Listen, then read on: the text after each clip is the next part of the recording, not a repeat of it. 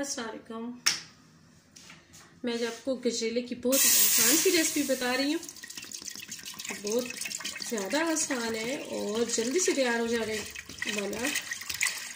उसके लिए सबसे पहले ये देखिए जी मैं पतीली में डाल रही हूँ दूध। तकरीबन यहाँ पर दूध जो है मैंने 4 किलो लिया। सबसे पहले खुले बर्तन में मैंने दूध डाल दिया।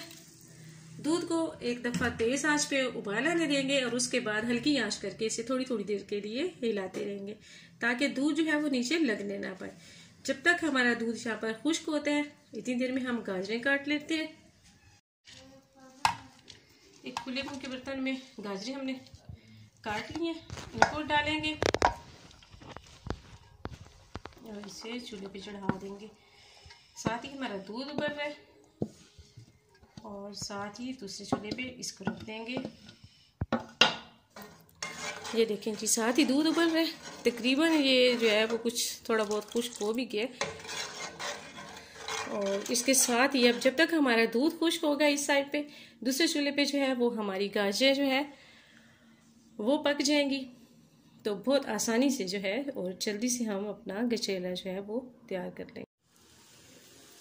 ये देखिए जी गाजरें जो है हमारी वो बिल्कुल इसमें से पानी खुश्क हो चुका है। ये आप देख सकते हैं बिल्कुल इसमें पानी नहीं है, सारा पानी इसमें खुश्क हो गया।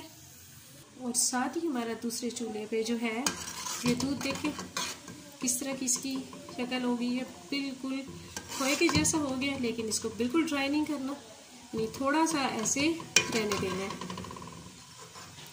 अब हम क्या करेंगे कि अब हम अपनी गाजरों में चीनी मिलाएंगे। अब इसमें हम मिलाएंगे चीनी। मैंने आधा कप मिलाई है, ये आप देख सकते हैं। तो आप चीनी जो है वो अपनी पसंद से मिला सकते हैं, मीठा उसमें ज़्यादा करना है या कम। तो हम इसे अच्छी तरह से मिक्स करके अभी जो हमने दूध अपना खुश्क किया था वो इसमें मिलाएंगे।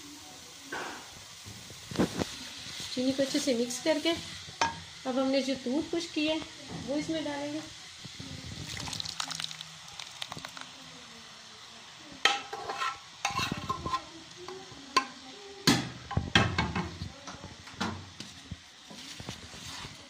और इसको कम से कम हमें 5 से 10 मिनट लग जाएंगे।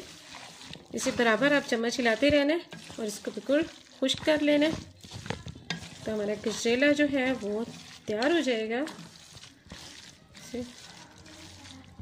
लेकिन अब जो है इसके पास बैठ के इसमें बराबर चम्मच हिलाना है, ये बात याद रखनी है ताकि ये नीचे से लगने ना पाए।